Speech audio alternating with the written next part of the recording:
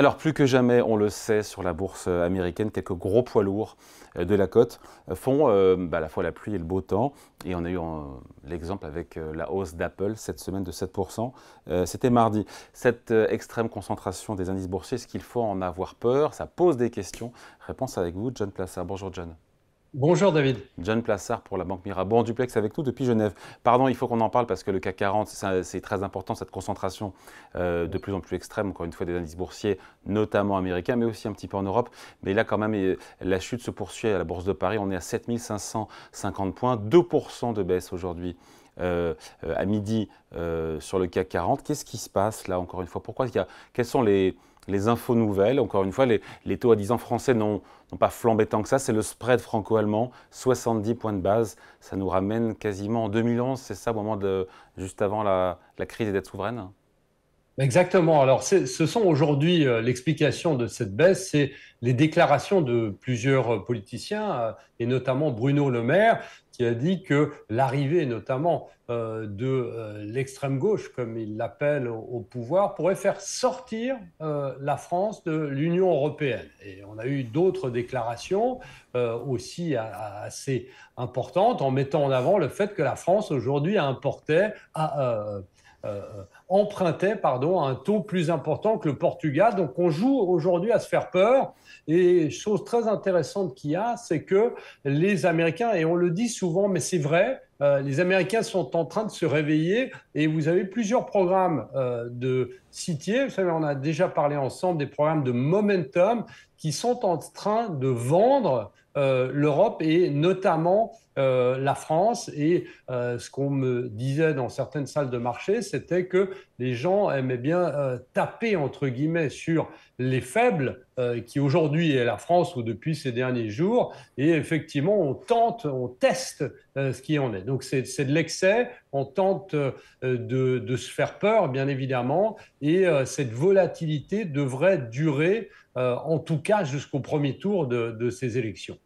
Ce qui inquiète le plus les marchés, c'est l'instabilité politique avec une France ingouvernable au soir du 7 juillet, si d'aventure il n'y a pas de majorité absolue pour personne, ou est-ce que ce sont pour l'instant les programmes à la fois du RN ou du Nouveau Front populaire, dont on connaît maintenant les contours, qui inquiètent les investisseurs, notamment étrangers? Non, je ne pense pas que les investisseurs étrangers aient réellement peur des programmes, puisqu'on a vu qu'ils commencent à sortir, les détails commencent à sortir. Je pense que c'est plutôt d'avoir une France ingouvernable. Et il faut rappeler une chose, c'est qu'en début de semaine, après les résultats des élections européennes, eh bien, vous avez une agence comme Moody's qui a dit que potentiellement l'arrivée d'un parti extrême au pouvoir avec Emmanuel Macron, eh bien, les forcerait certainement à réviser la note de la France à la baisse. Et je vous rappelle quand même que Standard & Poor's, qui est la plus grande agence de cotation, eh bien, a abaissé la note de la France il n'y a pas si longtemps que ça, avant les élections. Donc on aurait ce qu'on appelle un effet d'emballement et un effet de château de cartes qui pousserait bien évidemment les agences et de plus en plus de personnes à revoir leur vue sur la France et une France potentiellement ingouvernable. Après, encore une fois, les coûts de financement de l'État français, l'OAT à 10 ans, on n'est même pas à 3,20. C'était le niveau auquel on était avant la campagne des européennes. Il y a rien de. C'est le spread franco-allemand, l'écart de taux d'intérêt, la surprime demandée par les investisseurs pour prêter à la France par rapport à l'Allemagne, qui là commence à se tendre. Oui, exactement. Et on se dit effectivement à ce moment-là que, en fait, il y a peut-être d'autres pays à regarder. C'est ce que se disent les investisseurs. Et effectivement, comme le souligne Bruno Le Maire, le fait que la France, pardon, emprunte à un taux plus élevé que le Portugal est quelque chose qui peut commencer à inquiéter. Mais je dirais que globalement, le taux en lui-même n'est pas dramatique. C'est la rapidité de la hausse qui, évidemment, pose problème. Et vous avez vu que ce qui se passe aujourd'hui en France, plus globalement en Europe, hein, parce qu'on est mal loti, mais potentiellement d'autres pays aussi, eh bien, pousse aussi à un affaiblissement net de l'euro face à des devises refuges que sont par exemple le dollar et le franc suisse. Et je vous rappelle qu'on était quasi à parité, euro-franc suisse était quasi à parité, qu'aujourd'hui on flirte avec les 0,95 et potentiellement on pourrait aller encore plus bas, c'est-à-dire que le franc suisse pourrait encore s'apprécier face à l'euro. Donc on est, comme je disais avant, plutôt dans un scénario à se faire peur. On sait très bien qu'il faut souvent regarder un peu plus long terme. On sait qu'on était arrivé. On peut se souvenir du choc qu'avaient eu lieu les marchés lorsque François Mitterrand avait été élu. Il y avait eu un choc sur le court terme, mais tout ça s'était résorbé assez rapidement. Alors évidemment, on dira à chaque fois que cette fois-ci, c'est différent, mais il faut rappeler que si vous prenez l'exemple de Giorgia Meloni, qui est aussi d'un parti extrême en Italie, eh bien, elle pourrait tenir beaucoup plus que la moyenne de ses prédécesseurs, qui est d'environ 2 ans pour un dirigeant en Italie. Et donc, son programme avait été légèrement assoupli après qu'elle ait été élue. Après, on se dit quand même 6 à 7 de baisse du CAC 40 sur 5 séances, c'est quand même assez violent. Donc pour vous, c'est excessif et ça recèle peut-être des opportunités. Et en même temps, qui a envie de se positionner à l'achat, tant l'incertitude est grande jusqu'au 7 juillet. Oui, alors bien évidemment, pas tout de suite. Il va falloir attendre, mais il va y avoir des opportunités extraordinaires. On songe notamment à des valeurs de qualité comme Vinci. Et pourquoi ça a baissé? Parce qu'il y avait une crainte que le gouvernement potentiel de Bardella puisse changer le statut de Vinci juste après qu'il soit potentiellement Premier ministre. Et donc ici, on joue, et je m'excuse, je me répète encore une fois, on joue à se faire peur, mais aujourd'hui, racheter les valeurs françaises qui continuent à baisser serait extrêmement risqué avant, en tout cas, le premier ou le deuxième tour, mais il va y avoir des opportunités parce que par sympathie, vous avez aussi d'autres valeurs du CAC 40 qui sont en train de baisser et qui n'ont absolument rien à voir avec avec de potentielles décisions que pourrait avoir ce nouveau gouvernement potentiel de coalition.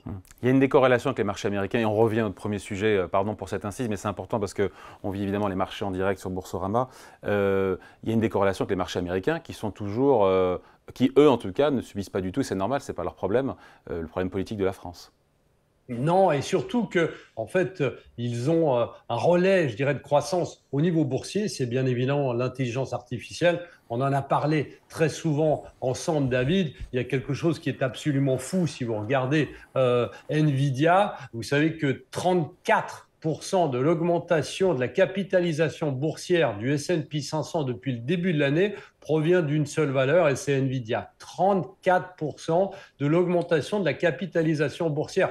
Donc vous voyez qu'il y a une concentration absolument extraordinaire des valeurs au sommet qui sont tirées par des valeurs de croissance et pas du tout touchées par les aspects politiques, puisque on en parlait juste avant, mais si par exemple Donald Trump devait être élu en novembre, eh bien ce ne sont pas ces valeurs technologiques liées à l'intelligence artificielle qui vont baisser. Ce qui est assez intéressant de noter, c'est que si vous prenez en plus, et dans un autre exemple, les 10 plus grandes actions américaines, elles représentent 35% de la valeur de l'indice S&P 500. Donc on voit qu'il y a une concentration sur des très grosses valeurs qui sont quasiment toutes liées à l'intelligence artificielle, eh bien, qui tirent les indices.